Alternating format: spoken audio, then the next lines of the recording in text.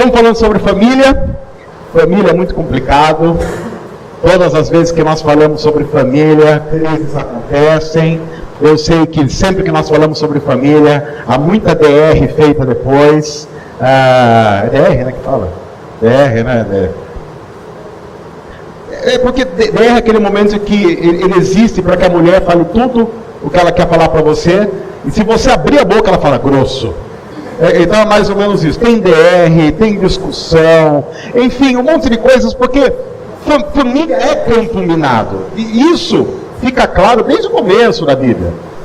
Quando nós olhamos para a realidade, quando nós olhamos para aquilo que nós vivemos, precisamos reconhecer isso.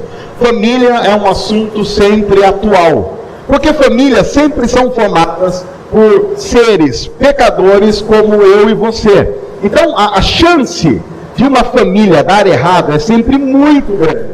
Por isso é que quando famílias dão certo, nós tratamos isso como um grande milagre da parte de Deus.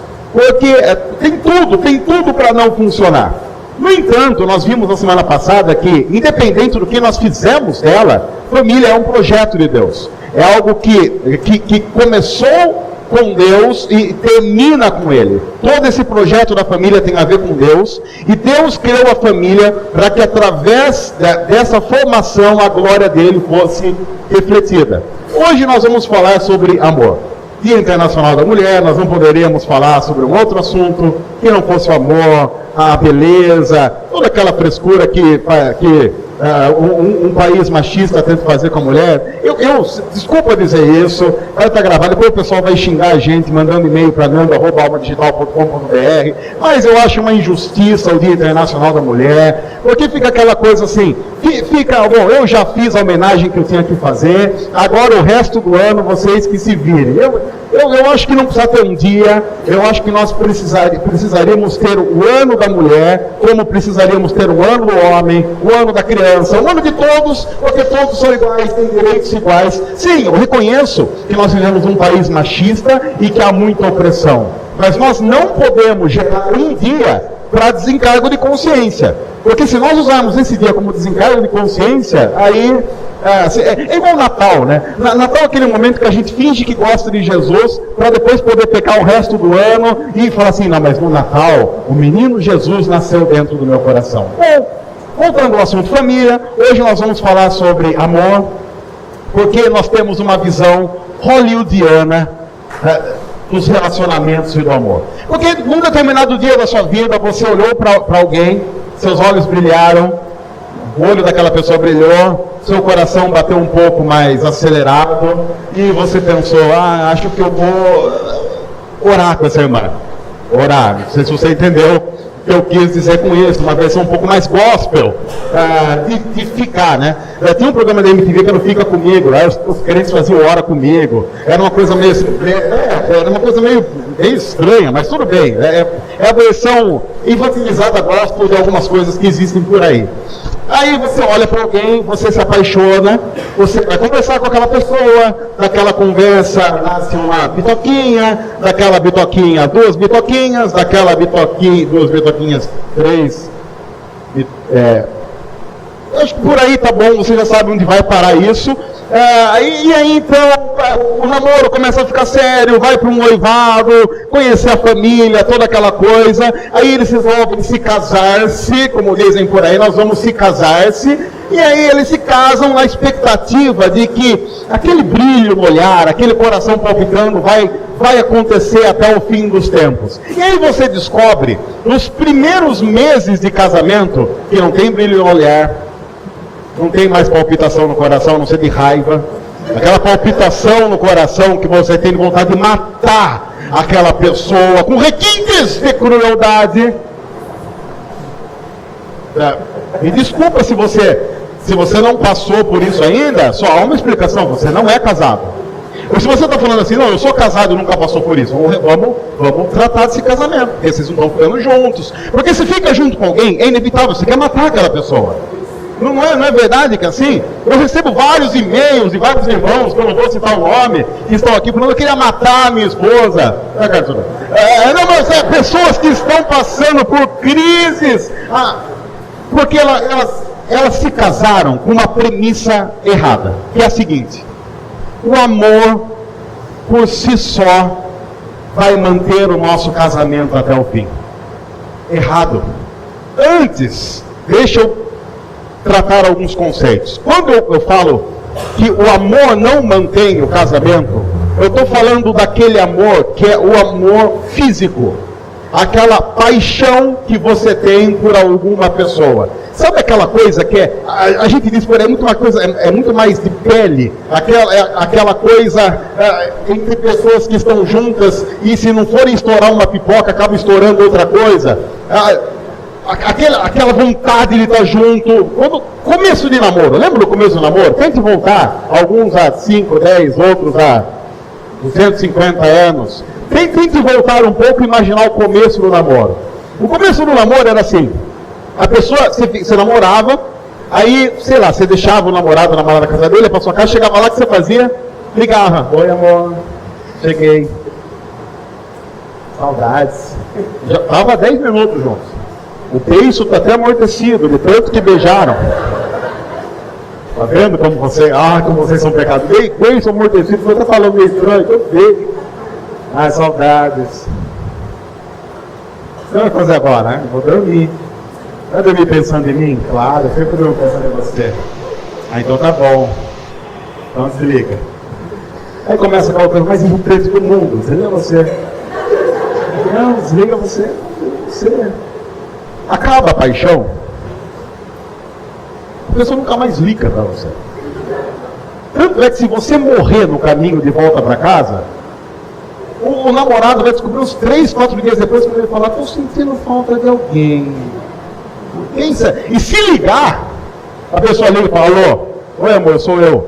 Aí já, vai 3 minutos se eu ligar, você é um lágrima no meu pé, você me sufoca. Esse relacionamento, se você me sufoca. Por quê? Acabou a paixão. A paixão é muito mais doentia e ensandecida, e então ela não deve ser parâmetro para relacionamento. Quando eu vou falar de amor, o amor bíblico é o amor ágape. O amor ágape não tem a ver com um sentimento que você tem para com a pessoa.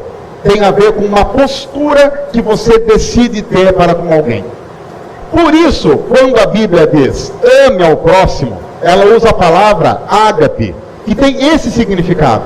Não significa que alguém vai dar um tapa na minha cara e eu vou olhar para aquela pessoa apaixonada e tipo: ai, bateu em mim. Porque na época bíblica não tinha 50 tons de cinza, porque Deus sabia que essa era uma desvirtuação, e alguns psicólogos aqui poderiam falar melhor sobre isso. Não era esse tipo de masoquismo, Marquês de Sade nem tinha existido ainda, então não tinha chegado a isso. Mas a Bíblia diz: ame o seu inimigo. Tem muita gente que tem crise dizendo assim: quando eu vou conseguir amar meu inimigo? Eu não consigo amar meu inimigo, eu não sinto nada por ele. Sim, porque o amor ágape não é um sentimento. Quando a Bíblia diz ame, o que ela está dizendo é: tenha uma postura intencional buscando o bem da outra pessoa, mesmo quando ela fizer um mal para você. O amor na Bíblia o amor ágape na Bíblia não é um sentimento, é uma ação.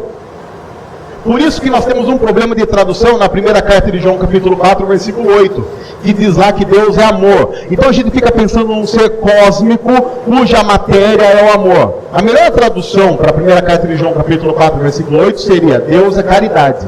É movimento intencional em amor em direção a alguém. Ágape é uma resposta intencional para promover o bem-estar em resposta a quem gerou o mal-estar. O ágape tem sentido no casamento porque muitas vezes você não sente alguma coisa boa em relação a alguém da sua família. Mas por que você mesmo assim faz o bem? Porque a Bíblia mandou você amar com amor ágape, que é um amor que se move intencionalmente em direção a alguém que pode ter feito um mal contra você.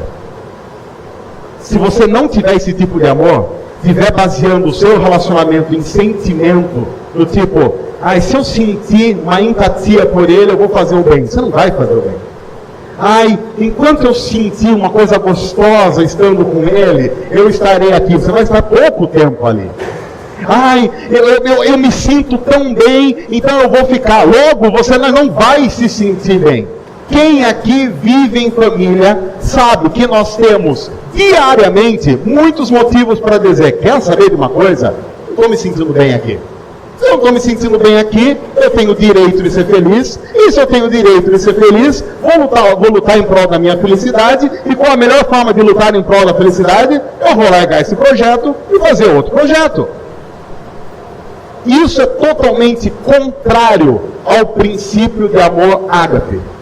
Porque o amor ágape na Bíblia diz: quando fizerem mal para você, reaja com o bem. É por isso que Romanos 12, versículo 21, terminando uma parte maravilhosa da Bíblia que começa no versículo 9, diz assim: não deixe ser vencido pelo mal, mas vença o mal com o bem. É fantástico esse versículo, porque ele é simples, é um versículo fácil de decorar, e por ser fácil de decorar, é fácil de esquecer o princípio. Não se deixe vencer pelo mal, mas vença o mal com o bem. Bom, tendo dito isso, fique claro então que quando eu falar de amor, eu estou falando de ágape.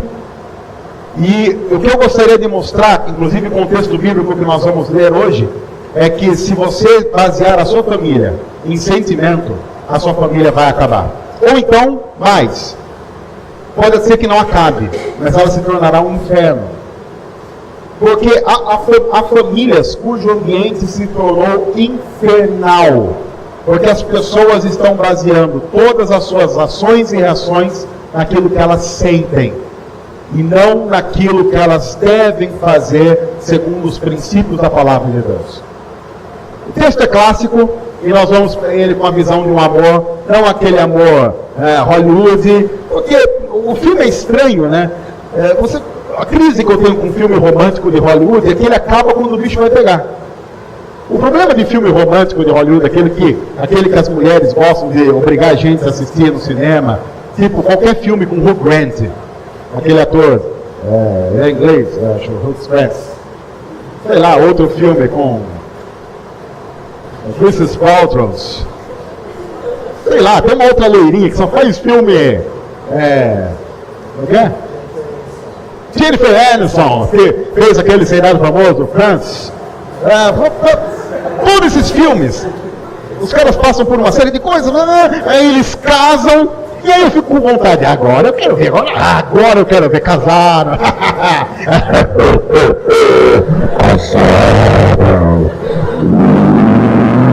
Acaba o filme. Como acabou agora? Agora que a parte de suspense vai começar. Demônios rondando, aquela coisa, estou precisando de exorcista. Acaba o filme, mas agora que vai ficar bom. E aí sai todo mundo no cinema assim. Aí a mulher olha pro cara e fala assim: você não é assim. Lógico, ele é real.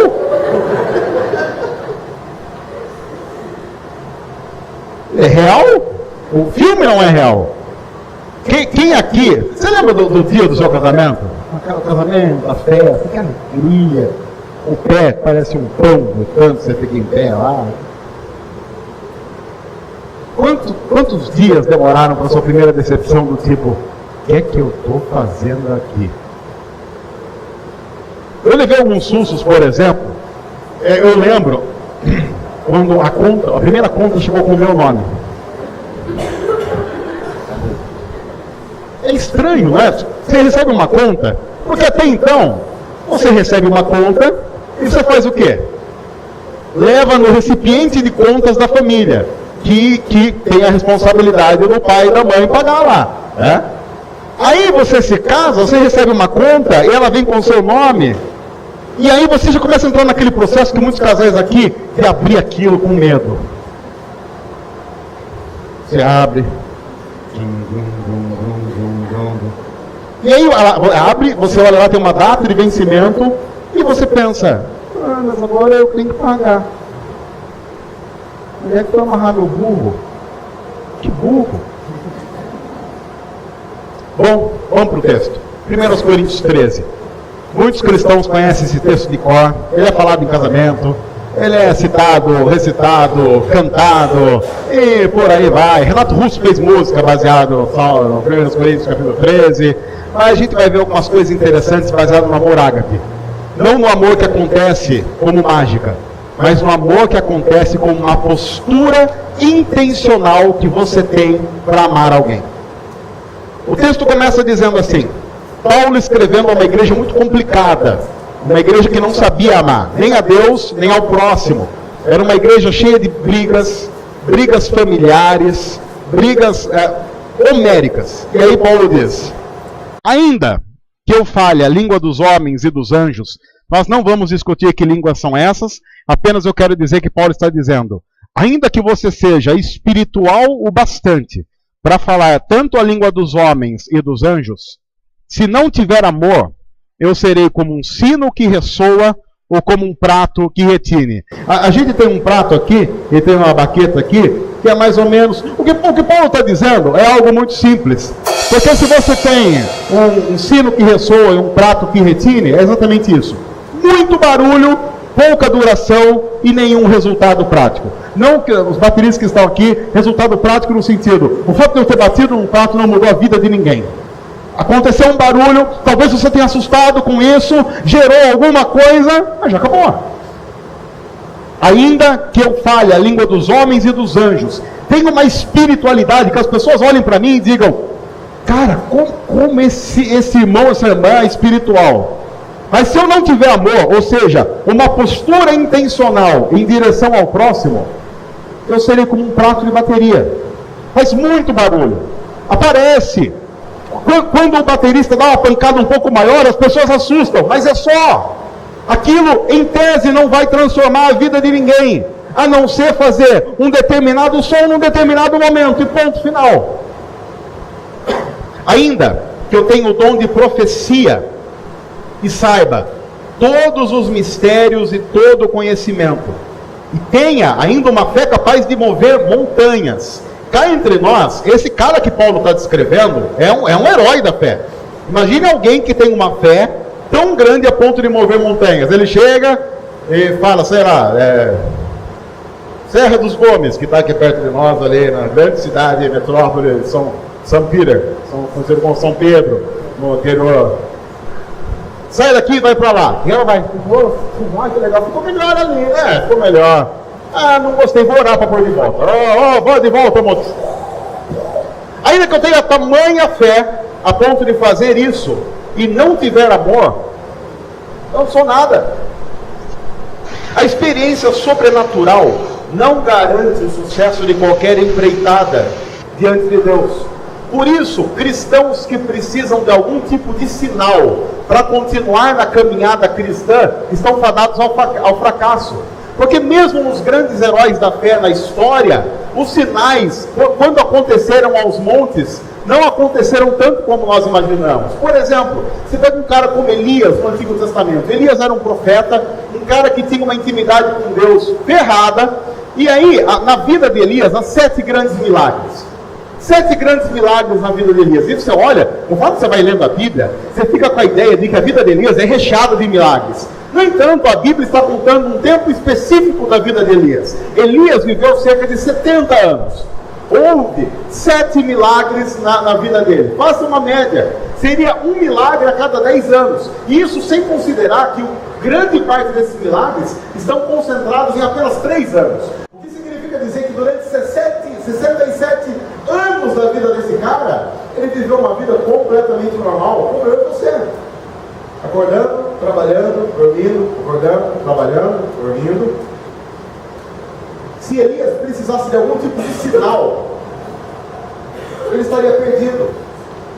O problema das nossas famílias é que às vezes nós esperamos sinais da parte de Deus para fazer aquilo que é a nossa obrigação, sejam os sinais visíveis ou não. Também há um problema de que nós não conseguimos enxergar alguns outros sinais porque estamos esperando o espetáculo, fruto de uma geração hollywoodiana que gosta de ver coisas explodindo, luzes. Eu tenho dito em vários lugares, famílias cristãs precisam recuperar os sinais cotidianos. Eu já disse isso aqui uma vez e é sempre bom repetir. Nós, hoje, já passamos por milagres em nossas famílias. Porque nós almoçamos. Se você tinha comida na sua mesa, hoje, na hora do almoço, esse era um milagre que devia ter sido celebrado. No entanto, talvez nós tenhamos a bênção, que está se transformando numa maldição em alguns lugares, de ter sempre comida na mesa. E como tem sempre comida na mesa, a gente quase que trata isso como uma obrigação dos céus para conosco, que só seria notado o dia que faltasse. Como não falta, se tornou normal.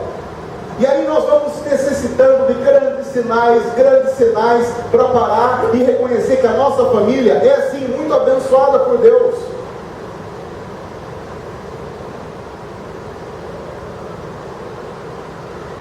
Cuidado quando na vida familiar nós precisamos de sinais para obedecer. Porque cristãos sérios se movem em amor, em direção ao próximo e a Deus, porque sabe que isso faz parte do pacote cristianismo. Não espere grandes sinais. Maridos, não esperem grandes sinais para amar suas esposas. Esposas, não esperem grandes sinais por parte do marido, porque sim, nós não entendemos. Esposas, entendam, nós não entendemos indireta. Do tipo, você chega para... Imagina só, eu vi uma coisa interessante. Imagina mulheres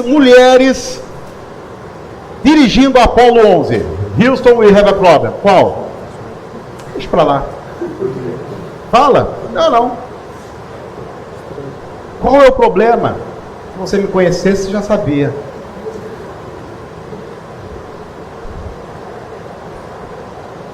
Não esperem grandes sinais. Creiam nos pequenos milagres que vão acontecendo quando nós abrimos o coração. Quando nós amamos, o amor ágape, que se move em direção ao próximo. Pais, nós precisamos recuperar o coração dos nossos filhos a nosso favor.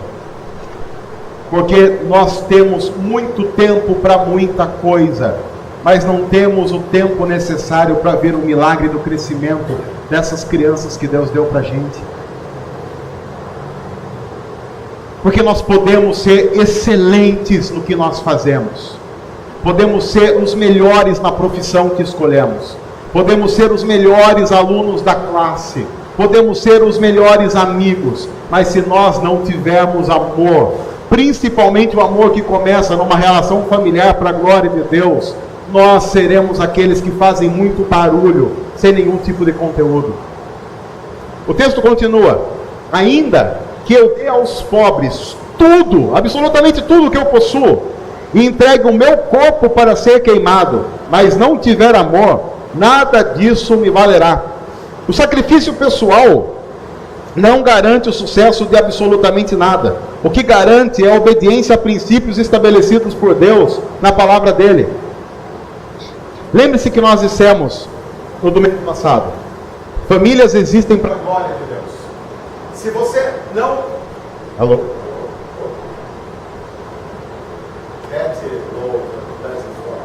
Peraí. Vamos lá, stop. Qual que eu pego aqui? Vou pegar esse.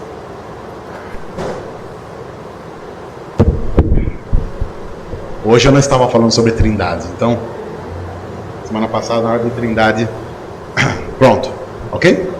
Pode ir? Qualquer reclamação agora porque mudou o som, nando@digital.com.br. Famílias existem para a glória de Deus.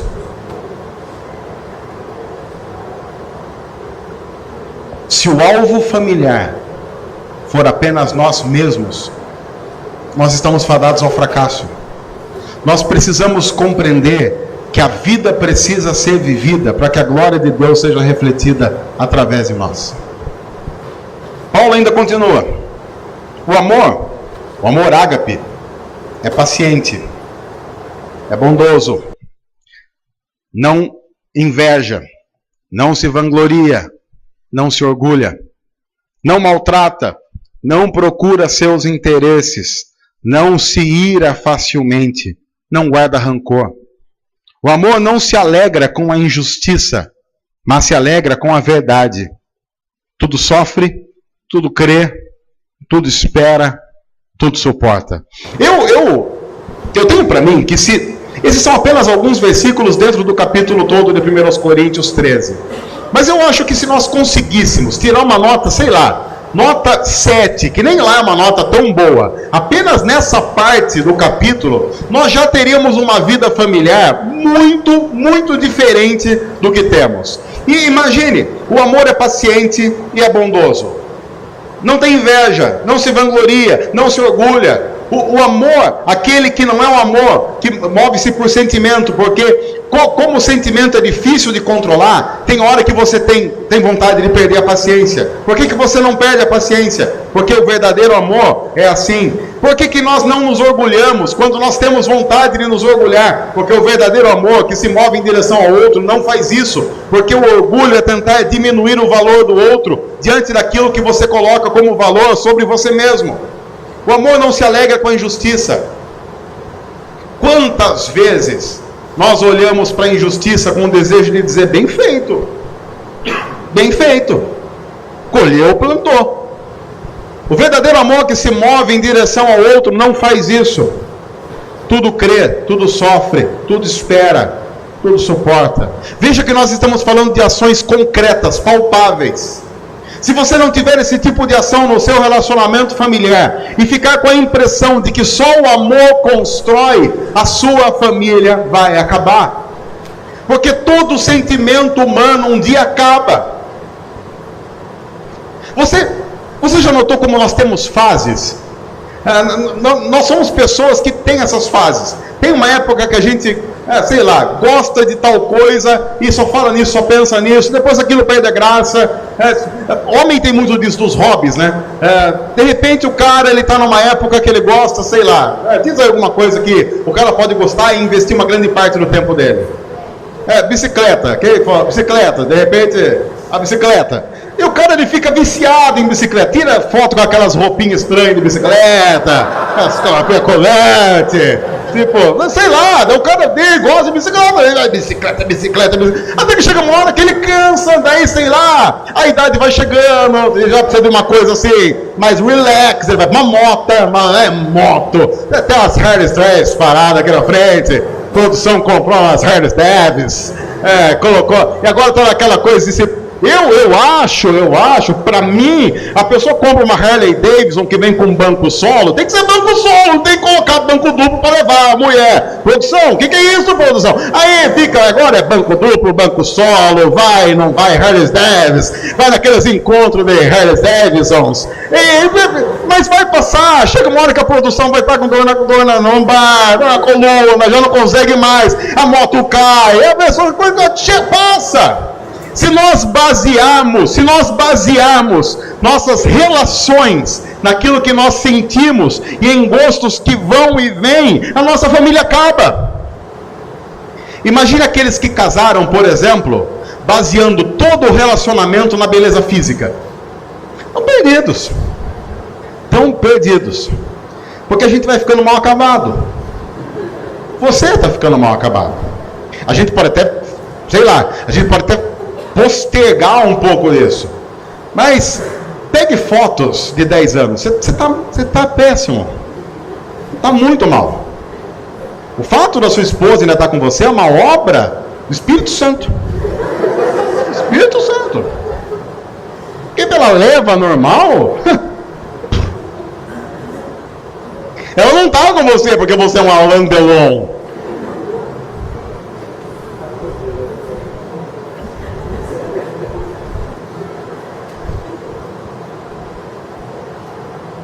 Ações concretas. Eu não consegui um vídeo de boa qualidade, mas eu vou dizer de um Globo, porque a gente vai chegando numa certa idade e vai mudando os gostos do programa, né? Eu estava assistindo o Globo Rural esses dias. Eu sou pai de 2 crianças, gente. Eu já não assisto mais o UFC, não aguento mais ficar acordado. Mas estava assistindo o Globo Rural, domingo de manhã. Enquanto a produção estava lá na Harley Davidson, eu estava assistindo o Globo Rural. E aí, apareceu lá um casal, procura isso na internet, você joga lá no YouTube, você vai achar. Era uma família, o casal estava completando 75 anos de casado, eles tinham 16 filhos e 13 ficaram na roça, eles cresceram, apenas 3 filhos foram para a cidade grande, os outros 13 ficaram ali na roça, nas fazendinhas ali do lado, sítiozinhos ali, aquela coisa toda. Aí no final da entrevista, foram entrevistar lá os velhinhos, e aí perguntaram para ele, qual era o segredo de ficar casado 75 anos? Ele disse assim, com a voz bem fraca, bem trôpega, ele dizia assim, olha, nós um dia chegamos diante do padre e das testemunhas, e nós prometemos que ficaríamos juntos até o fim. E nós cumprimos com a nossa promessa. Se nós prometemos que ficaríamos juntos, nós ficamos juntos. Ele até brincou dizendo assim, não tinha mais como escapar. Ele quis dizer, promessa foi feita. E promessa feita é promessa cumprida. Esse senhor, ele já tinha 96 anos, ele entendeu que Capitão Nascimento deixou muito claro depois, missão dada, missão cumprida. É que hoje nós estamos com a crise de consumismo, nós consumimos tudo e consumimos relacionamento. Nós somos de uma geração que quebrou, a gente não conserta mais, joga fora. Nós fazemos isso com relacionamento. Eu vou investir para consertar isso? Nem a pau, vai demorar para consertar. E eu quero dizer para vocês que são família, a gente vai viver tentando consertar. E vai descobrir que eles só vão ficar prontos no céu. Só. Mas lembre-se sempre que vai ter que alguém aturar você, mesmo não pronto. O texto continua. O amor nunca perece. Veja como Paulo não está falando de sentimento. Em algumas versões ele está dizendo, o amor jamais acaba. E aí tem gente que fica com crise e fala assim, mas eu deixei de amar. Não, você deixou de sentir. O amor que ele está dizendo, que é uma intenção em direção ao outro, não pode acabar. Mas as profecias desaparecerão, as línguas cessarão, o conhecimento passará. Pois em parte conhecemos e em parte profetizamos. Quando, porém, vier o que é perfeito, o que é imperfeito desaparecerá. Olha o que ele vai dizer agora. Quando eu era menino, eu falava como menino, pensava como menino e raciocinava como menino. Quando me tornei homem, deixei para trás as coisas de menino. Esse é um cara que a paixão, aquele sentimento avassalador, não domina mais a sua vida. Aliás, você que tem família há mais de 1 ou 2 anos, você já notou como o amor é muito mais sereno? Na paixão você fica... Eu amo você, adoro você. Adoro você, amo você. O amor é muito mais tranquilo. É como se tivesse baixado a poeira daquele vulcão cheio de testosterona e agora viesse aquele relacionamento muito mais sossegado, que os apaixonados olham e falam assim, credo, e aqueles que amam de verdade olham e dizem assim, que lindo é isso. Porque para quem compreende o amor, jovens se beijando ensandecidamente não tem nenhum sentido. Porém, um casal de 80 anos caminhando de mãos dadas na praça da cidade tem. Porque compreenderam a diferença entre apaixonar-se perdidamente e investir a vida em direção a uma pessoa. O que me emociona hoje, quando eu vou ver acontecimentos a respeito do amor, da vida a dois, são pessoas que estão juntas há anos. Eu vi uma outra entrevista de um casal inglês, eles estavam fazendo 80 anos de casado, e aí perguntaram para a mulher assim, qual é o segredo? E ela disse, olha, cooperação, carinho, amor, renúncia. E ela falou tanta coisa. E perguntaram para o senhor, e você? Sempre reconhecer que ela está certa. O que ele quis dizer é, deixa.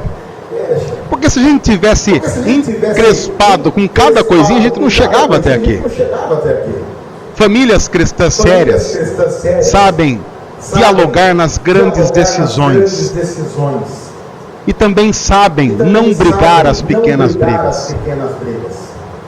Porque sabem que inclusive o amor ágape é muito maior do que qualquer uma delas.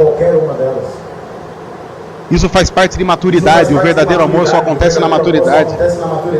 O que muitos chamam hoje de primeiro amor, para mim é apenas paixão. E às vezes quando eu olho gente, inclusive cristãos, dizendo, eu quero voltar para o primeiro amor. Eu falo, não quero voltar para o primeiro amor, coisa nenhuma. Eu quero continuar agora amando do jeito que eu estou, depois de anos amando e com a sabedoria de quem está amando há anos. Eu não quero voltar ao primeiro amor, porque o que a gente chama de primeiro amor é paixão. Eu não quero voltar à paixão. Ai, Senhor, faz com que a gente se apaixone por Ti. Não, eu quero amar Deus. Eu não quero estar apaixonado por Deus. Eu quero ter a noção exata de quem Deus é, saber quem eu sou diante dEle e amá-lo, mesmo assim.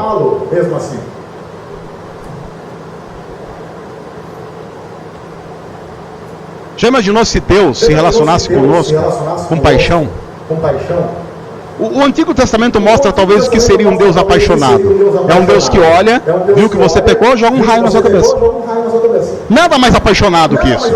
Totalmente apaixonado. Pecou. Escolheu um raio.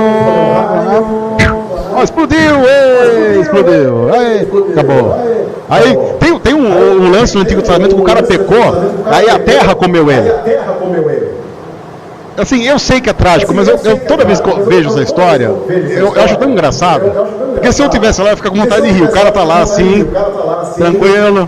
E aí, você pecou? Peguei. A terra fazia. Não sei quanto a você, eu tenho vontade de rir quando eu penso nessa história. Se esse cara estiver no céu e falar assim, eu sei que a terra engoliu. Mostra aí, vai tipo Jackass no céu, uma coisa meio estranha. Bem Margera, ela tá lá no céu. Olha que coisa estranha. Por quê? Porque se nós fôssemos pensar, tinha que acontecer isso com a gente por causa do nosso pecado. É aquela coisa que a gente sempre fala. Eu acho que quando nós nos reunimos, e nós precisamos ter essa noção em família, nós precisamos ter noção de como nós não somos dignos de coisas boas. Nem maridos, nem esposas, nem filhos. Somos todos pecadores que desobedecem Deus desde o começo. E se Deus fosse ser conosco, um Deus em relação olho por olho, dente por dente, tinha que matar a gente, porque a Bíblia diz que a consequência de todo pecado é a morte. Então nós somos seres que se reúnem em família e merecem a morte, que só não morrem porque Deus colocou alguém para morrer no nosso lugar e carregar o peso e a culpa do nosso pecado, que foi Jesus. Um ser santo, totalmente Deus, totalmente homem, sem nenhum pecado, que assumiu sobre si na cruz todos os nossos erros. E que na cruz, dentre muitas coisas, disse olhando para aqueles que estavam lá o crucificando: Pai, perdoa-lhes, porque eles não sabem o que fazem. O que inclui nossas famílias, nossos projetos, nossos sonhos. Um Jesus que ressuscitou porque venceu a morte, pago todo o preço do pecado, não há mais morte, que é a consequência desse pecado. E nós hoje vamos tratar a nós mesmos com uma dignidade maior que nós temos? Não, nós temos a dignidade que nos foi conferida por Cristo. E ponto. Então o mérito não é nosso, é só dele. O texto termina dizendo: agora, pois, vemos apenas um reflexo obscuro, como em espelho. Mas então veremos face a face. Agora conheço em parte, então conhecerei plenamente. Da mesma forma como sou plenamente conhecido. Assim permanecem agora esses três: a fé, a esperança e o amor. O maior deles, porém, é o amor. Esse é o texto de 1 Coríntios 13, do versículo 1 ao versículo 13. Há muita gente com fé na família. Eu tenho fé que a minha família vai dar certo. Nós, na música brasileira, temos uma música muito famosa que diz: anda com fé eu vou, que a fé não costuma falhar. Essa é uma música, desculpa a minha sinceridade, mas teologicamente essa é uma música completamente idiota.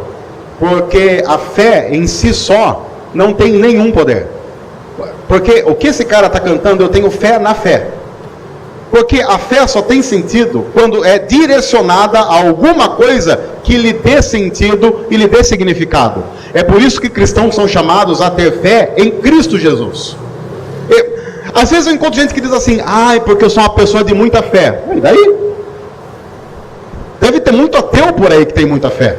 Até porque eu parto do princípio que para ser ateu você tem que ter uma fé enorme. Porque a probabilidade matemática de todas as coisas terem acontecido sem um agente externo é absurdamente improvável. Tanto é que o Francis Collins, um estudioso que é diretor do projeto Genoma, ele diz, fazendo uma análise matemática, tá? A chance de não haver nenhum agente externo e todas as coisas terem existido apenas porque elas foram se juntando numa série de acontecimentos que foram dando certo, avaliando todas as nuances possíveis, é assim, é a mesma de há um ferro velho, vem um furacão, passa por esse ferro velho, o furacão por si só monta um jato que sai voando. É a mesma. Ou mais, trazendo para uma realidade um pouco... Um pelotão de fuzilamento de 10 experts em tiro, que vão fuzilar um cara que está a 1 metro de distância. Então tem o cara que vai ser fuzilado, e a 1 metro dele, há 10 soldados treinados. Eles atiram e todos erram. Alguém vai dizer assim, é possível. Matematicamente falando, é possível. Mas é por isso que eu estou dizendo, tem que ter muita fé para acreditar nisso. Muita. Alguém vai dizer, mas também tem que ter muita fé para acreditar num agente externo. Sim. É por isso que eu creio no relato da Bíblia. É por isso que, como cristão, eu creio no que a Bíblia diz a respeito de Deus. Mas fé pela fé não resolve o problema de ninguém. Tem muita gente que tem fé na família. Minha família há de dar certo. O que você está fazendo a respeito? Nada. Sim. Vai dar muito certo. Meu filho vai vencer na vida. O que você faz aí para educar a criança? Eu não faço muita coisa não. Vai vencer na vida. Vai ser líder na cadeia. Ser líder, vai ser o diretor de cela. Vai ser aquele que vai pegar as xícaras. Ele que vai ser o dono da xícara de alumínio. Tem gente que tem esperança. Um dia, essa minha família vai mudar. O que você está fazendo a respeito? Você assina muita novela. Eu deixei de ser um crítico nisso porque não adianta. Mas esses dias eu fiz o esforço de assistir um Big Brother.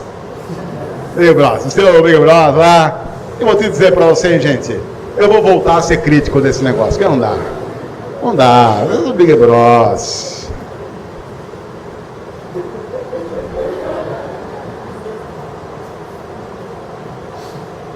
Aí, não muito contente com o Big Brother, eu falei, vou mudar de canal, coloquei lá no outro canal, esse é o programa do Gugu.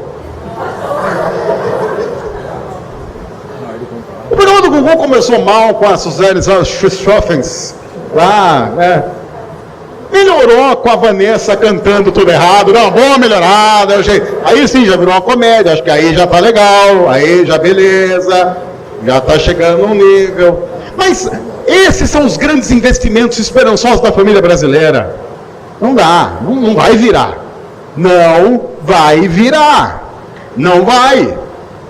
E quando eu vejo cristãos discutindo essas coisas, quem vai, quem não vai, meu Deus do céu, não vai virar. Não vai. É por isso que Paulo diz, maior que nós deveríamos investir é o amor. E ele está falando de um amor ação. Assim eu quero deixar alguns desafios para terminar. Eu não vou pedir para você gastar 2 horas com a sua família por dia essa semana, porque eu sei que talvez você tenha dificuldade para fazer isso. Mas eu vou pedir para que, se você é pai, aumente o seu tempo com os seus filhos em pelo menos mais 5 minutos durante o dia. Só que sem celular, sem tablet, sem televisão, sem rádio, sem absolutamente nada. Você vai sentar na frente do seu filho ou da sua filha e vai conversar com ele olhando nos olhos. 5 minutos. Garanto para você que no dia seguinte, o que o seu filho ou sua filha vai lembrar do dia anterior foi essa conversa. Se você é esposa, você vai fazer a mesma coisa. Não esperem estar mortos para ir deitar. Vão deitar um pouquinho antes.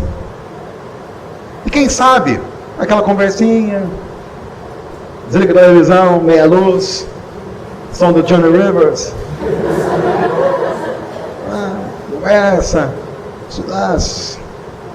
Quem sabe um bom vinho. Eles viram canção, assim. Quem sabe 10 minutinhos. 10 minutinhos. Em que talvez aconteça o que não acontece há anos, que é os dois irem adormecer conversando. Talvez na vida de há muito tempo que muitos casais aqui não dormem conversando. Sabe aquela coisa assim de mas depois de alguns minutos, não aquela coisa já deita assim, e aí o cara chega para ele e diz: ai amor, 10 minutinhos. Aí, deixa eu dizer bem claro como pastor aqui da igreja, se rolar um sexo, deixa rolar. Então, com o tempo, talvez tenha desaprendido. Não aprende, é igual andar de bicicleta, não esquece das coisas. Aí vai todo mundo tomar café da manhã com cara de bobo. Ai, acordei com uma fome, mas também gastou energia à noite, agora com fome. Haja ação. Se você vai sair daqui, se você vai terminar essa mensagem e vai para algum lugar comer alguma coisa, escolha um lugar em que vocês se sentem numa mesa sem barulho para conversar, para amar intencionalmente, porque do nada as famílias não funcionam, elas precisam de gente intencionada em amor, que invista tempo para a glória de Deus e para a construção das nossas famílias. Isso muda não apenas a nós, muda ao próximo, muda a igreja, muda a sociedade, muda o mundo. Que Deus abençoe nossas famílias e que nós amemos, não como um sentimento, mas com uma intenção profunda de abençoar aqueles que dividem a casa conosco. Que Deus os abençoe nesse processo. Deus, ajuda-nos a viver para a glória do Senhor e ajuda-nos a amar nossos familiares, assim como Cristo nos ama e ama a igreja. Dá força, sustenta a nossa vida. Nós pedimos isso em nome de Jesus. Amém.